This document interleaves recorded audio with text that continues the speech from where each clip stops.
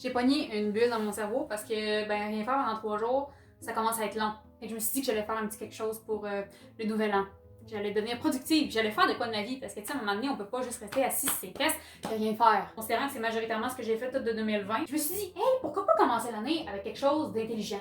D'intelligent, mais loufoque. Vois-tu? Je veux juste préciser aussi que je suis en train de filmer avec mon cell, chose que je fais jamais. D'habitude, j'ai vraiment une caméra, mais bon, fait que j'utilise mon téléphone cellulaire, fait que le son va être vraiment mauvais. L'image, je pense que mon cell est quand même assez récent pour donner une image assez claire, ce qui est quand même nice. Mais il y a aussi eu des problèmes de cadrage, fait que vu que mon cell est quand même loin, puis je suis pas capable de voir ce que je fais, puis comment je me suis cadrée, il y a des bouts où vous allez voir juste ça. Je la connais pas vraiment, je viens juste de la découvrir, puis j'ai décidé sur un coup de tête de m'y inscrire puis de mettre tous les livres que j'ai dans ma bibliothèque dessus. En gros, sur l'application Goodreads, tu peux classer tous les livres que tu as lus, ceux que tu possèdes, dans différentes catégories. Donc, ceux que tu as lus, ceux que tu es en train de lire, puis ceux que tu vas lire. Donc, sur cette application-là, je vais juste mettre des livres que je possède, donc vraiment des livres que j'ai matériellement chez moi. Je vais vraiment me concentrer sur juste les livres que j'ai pour que vous voyez ce que je possède puis ce que je garde avec moi. Surtout pour certaines raisons, pourquoi je les garde avec moi aussi. Je vais écrire des commentaires, je vais écrire des avis aussi. Je sais pas s'ils vont être possibles de les voir sur mon profil. Je comprends pas encore comment l'application fonctionne. Mais ça donne quand même une bonne idée de qu'est-ce que j'ai dans ma bibliothèque. Vous allez tout l'avoir. S'il y en a aussi que vous voyez que j'ai dans ma bibliothèque et que vous aimeriez qu'il y ait une capsule là-dessus, vous avez envie d'avoir plus de précision, vous avez besoin de l'aide pour une analyse, ça peut faciliter les choses aussi. En gros, sur l'application, je peux prendre en photo la couverture du livre ou son code barre, puis c'est supposé me donner le livre que j'ai. Qu'est-ce qui me dérange? Ah! Je vais vous faire un petit tour global avant à la place de ce qu'il y a dans ma bibliothèque. Puis vous montrer quelques petits livres qui m'intéressent, puis qu'est-ce que j'ai là-dedans qui sort du lot. Il y a une partie de mes livres que j'ai fait un peu d'avance. Fait que ça, c'est fait, puis ça, en bas, c'est fait. Je vais quand même vous dire ce qu'il y a là, juste au cas où ça vous intéresse. Fait que ici, j'ai mes folios, tout ce qui est de la compagnie Folio, de la collection Folio qui est faite par la compagnie Gallimard, si je me souviens bien. Mais j'ai hésité tout ça parce que c'est quand même assez facile. Les autres, j'ai scanné le code barre, ça a rentré de même. Mais qu'est-ce que j'ai là-dedans dans mes folios? J'ai toutes sortes d'affaires. J'ai des classiques québécois, j'ai des classiques français, j'ai de la littérature étrangère, internationale. J'ai vraiment de tout. Virginia Woolf, j'ai du Ionesco, du Régent du Charme. Il y en a, puis il y en a un autre. Ce que j'aime pas, par exemple, des livres folio, c'est qu'ils sont pratiquement tous pareils. Mais ce que j'aime des livres de folio, c'est qu'ils sont pratiquement tous pareils. Fait qu'au fini, c'est comme genre... J'ai aussi ma collection Point de la maison d'édition. Je me souviens plus. Des éditions du Seuil. En dessous, vous avez mes Laurel K. Hamilton, donc la collection Anita Blake, tueuse de vampires. Vous avez pas fini d'en entendre parler. Faudrait vraiment que je me fasse une vraie genre vidéo sur que je parle de mon amour de littérature vampirique. Ok, c'est ça. On va virer de bord. En dessous ici, d'autres littératures vampiriques.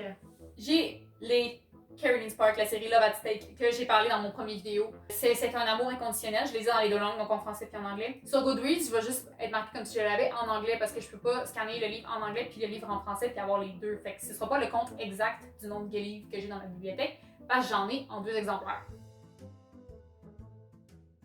Je considère que le livre que j'ai en français et que j'ai en anglais, qui est souvent en anglais dans la langue originale, c'est des livres que j'ai lus 2 fois dans 2 langues différentes pour avoir une version différente de l'histoire, une vision différente de l'histoire.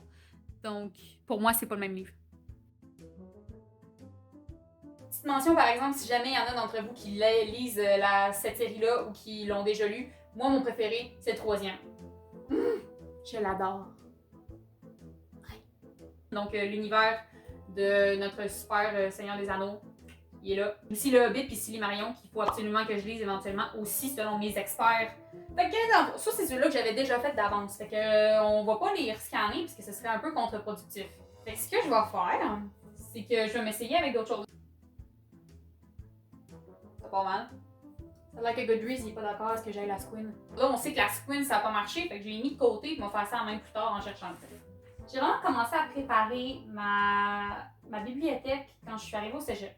Quand j'ai déménagé, en fait, dans ma 2e année de cégep, quand j'ai commencé dans ma première année à l'école de théâtre, j'étais en colocation avec un de mes super amis qui m'a fait découvrir les trouvailles de l'abbé Leclerc, qui est à Saint-Hyacinthe, qui est un espèce de centre d'entraide, puis de bénévolat, ça, ou un vestiaire, un thrift shop, whatever, comment tu peux l'appeler. Puis, il m'a fait découvrir que les livres là-bas étaient un livre pour 1 pièce.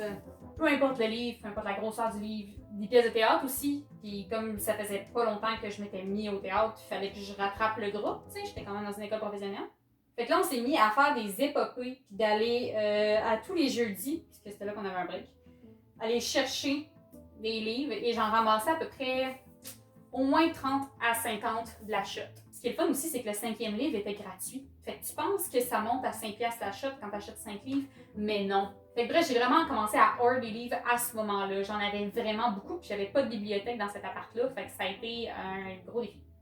Et là, quand j'ai continué mes achats, là, je me suis dit, hey, je vais commencer à aller dans les librairies, je vais commencer à ramasser tous les livres que j'ai déjà lus, que je tripais dessus, puis que je veux absolument avoir. Et là, tous les tralala, une chose en a amené une autre. Et là, je me suis ramassée avec toute la collection de livres que j'ai aujourd'hui. Tous les livres que j'ai dans ma bibliothèque sont là pour une raison ou pour une autre. C'est pas nécessairement parce que j'ai trippé dessus. Il y a des livres que j'ai que c'est juste pour dire que je les ai. Il y en a d'autres que j'ai achetés parce que je sais qu'il va falloir que je les lise à un certain moment dans ma vie.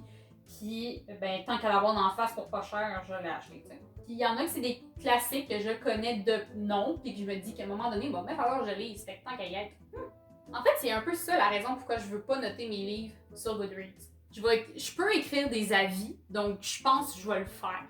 Mais je vais pas le noter, genre de. Parce que tu peux le noter à partir des étoiles, tu sais, de 1 à 5 étoiles, whatever, tu notes ce que tu as pensé de ta lecture. Mais il y a tellement de critères sur lesquels je base une de mes excellentes lectures que c'est pas quelque chose que je peux globaliser. Puis je veux pas non plus bâcher certaines écritures, certains livres, certains auteurs, parce que mon opinion ne vaut pas celle d'un autre.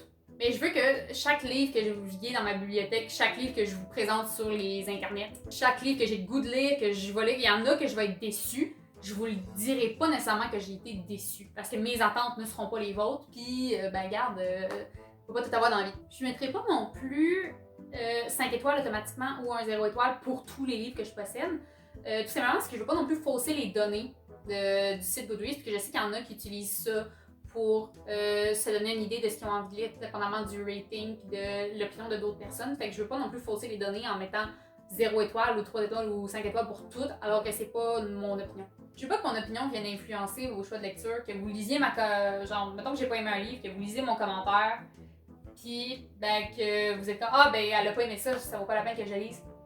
Non. Puis surtout que si c'est des livres que je conserve, c'est pour une certaine raison, que ce soit pour dire que je le lis, que ce soit parce que c'est un classique, que ce soit parce que je l'ai adoré, que ce soit parce qu'il se fait plus puis je veux le garder pour pouvoir me vanter que moi je l'ai puis que les autres n'ont pas. C'est un peu comme Flappy Bird, tu sais. Fait que ce sera bien ce que ce sera. Puis au final, peut-être que vous ne trouverez pas ça pertinent d'aller sur mon Goodreads, mais il va être là. J'ai des livres qui doivent être tellement vieux qu'ils n'ont même pas la notion du code barre. Genre, ils savent pas c'était quoi. Tout ça d'ailleurs, ce sont des Michel Tremblay. Montrer que ce gars-là, il est là depuis un méchant petit bout. J'ai eu mon premier Tremblay en secondaire 5. Secondaire 4? Secondaire 4. Bien évidemment, je le connaissais de nom. C'est quand même un des auteurs québécois qu'il faut que tu connaisses son nom. Si tu connais pas son nom, ça veut pas dire qu'il faut que tu l'aimes, ça veut pas dire qu'il faut que tu le lises absolument, mais il faut que tu saches qui. Parce qu'il a quand même révolutionné une bonne partie de la littérature québécoise, du parler québécois, du joual dans ses pièces de théâtre, tout ça. C'est quand même assez marquant dans l'univers de notre littérature.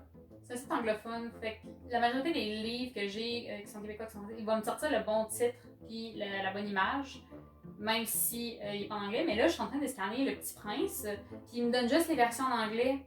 C'est français, vraiment, c'est un des plus grands textes francophones qui existent, puis toute une sorte de la version anglaise. Come on! J'ai une toute petite édition de Les Aventures d'Alice sous la Terre de Lewis Carroll. Dans le fond, avant d'écrire les Aventures d'Alice au Pays des Merveilles, Les Aventures d'Alice sous la Terre, c'était comme la première essai, le premier gribouillis, bref, l'espèce de brouillon que ce qu'elle va devenir Alice au Pays des Merveilles. Je trouve que c'est un livre quand même assez intéressant à voir pour voir d'où on part quand on a notre première idée d'écrire un roman, puis ce que ça peut devenir après. Une fois retravaillé, une fois changé, puis on peut se dire qu'Alice au Pays des Merveilles, c'est connu assez internationalement.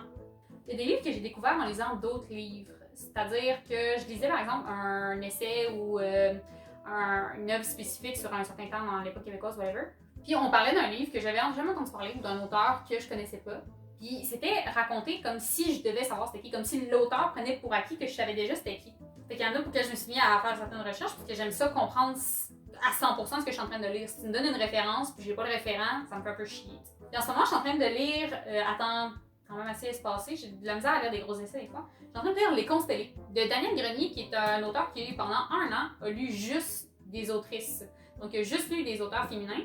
Puis ça m'a intriguée. Ce qui me vend ce livre-là, c'est surtout que l'auteur, c'est un homme cisgenré, hétérosexuel, blanc, donc c'est intéressant de voir comment lui se plonge à l'intérieur d'une littérature qui est féminine, qui est de la diversité aussi beaucoup à l'intérieur. On a des auteurs de différents pays, de différentes langues, de différentes époques. Puis c'est intéressant de voir comment ça évolue à l'intérieur de ça, parce que t'es pas la même personne après avoir lu un livre, t'es définitivement pas la même personne après avoir passé un an à lire juste des autrices. Et j'ai bien hâte de voir où est-ce que ça va m'amener.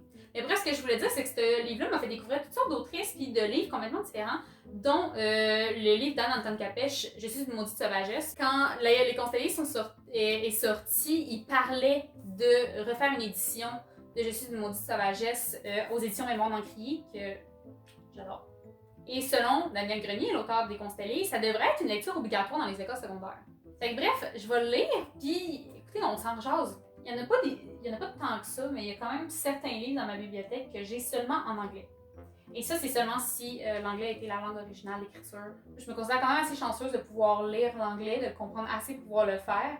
Fait qu'il y a certains livres, des fois, que je préfère lire dans cette langue-là. Il y en a d'autres, comme vous savez, que je préfère avoir en français et en anglais pour une question de caprice. Mais un en particulier, ça va être 1984 de George Orwell. Il y a beaucoup de néologismes à l'intérieur de ce roman-là, puis de concepts où on joue beaucoup avec la langue. Donc, on crée un nouveau langage dans ce livre-là.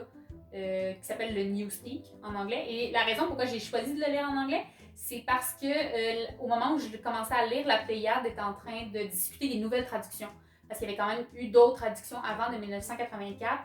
Puis il était plus sûr de la formulation de certaines phrases, de certains mots, de comment traduire certains troubles de langage, certaines contractions de langage qu'il y a dans la langue anglaise. Puis, à place d'aller chercher dans toutes les traductions qui existaient, pour en trouver une ou trouver un point commun vers qu'est-ce que l'auteur voulait vraiment me dire à travers son type d'écriture, je me suis dit, hey, je vais lire juste en anglais. J'en suis à 3 étagères plus mon petit poste à côté et j'en suis à 95 livres lus et 68 non lus. Et 2 en train de lire. Je vais quand même pas vous faire assister à absolument tout le processus de scanning les parce que ça va être vraiment long. Surtout qu'il y en a beaucoup que j'ai poigné au fur et à mesure que justement il n'y avait pas de code barre, la couverture n'était pas reconnue ou c'est trop vieux pour que Goodreads sache que ça existe. J'ai finalement réussi à rentrer tous mes livres sur l'application Goodreads. Fait qu'à partir de maintenant, en cliquant sur le lien dans la description et en allant voir sur les places où je vais avoir mis l'info. Vous pouvez aller directement sur l'application Goodreads et sur mon propre profil, vous allez pouvoir voir exactement tout ce que je possède, tout ce que j'ai comme livre, tout ce que j'ai dans ma bibliothèque, tout ce que je prévois lire bientôt, que j'ai acheté puis que j'attends juste de pouvoir le lire.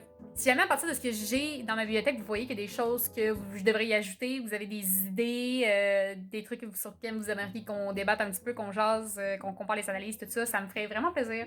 Fait que si vous voulez m'ajouter aussi sur Goodreads, n'hésitez pas. On peut être friends sur cette application-là, de ce que j'ai pu comprendre.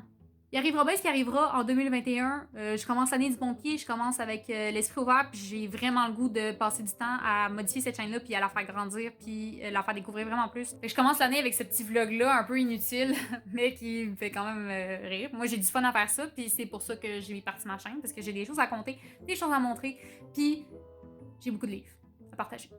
Je sais pas encore la date pour la prochaine capsule de lecture obligatoire que je vais faire. Tout ça va dépendre de quand est-ce que je vais avoir accès à l'équipement. Donc, ça risque d'être d'ici la fin du mois de janvier, ça je vous le garantis. Et on va commencer l'année, je vous l'annonce tout de suite dès maintenant, avec du Simon Vouleris. Tout de suite après, on va enchaîner avec la lecture de l'examen obligatoire de mon petit frère parce que je l'aime et je veux pas qu'il cause son français de secondaire 5. Voilà. Tu finis ça comment un vlog? Fait que je fais ça comme si je parlais à quelqu'un, mais dans le fond, je parle à Panda puis à Boule de Poêle parce que c'est les seuls amis que j'ai en ce moment. Fait que écoutez, on se dit à la prochaine puis voilà. J'ai rien d'autre à dire. Comment qu'on finit ça un vlog?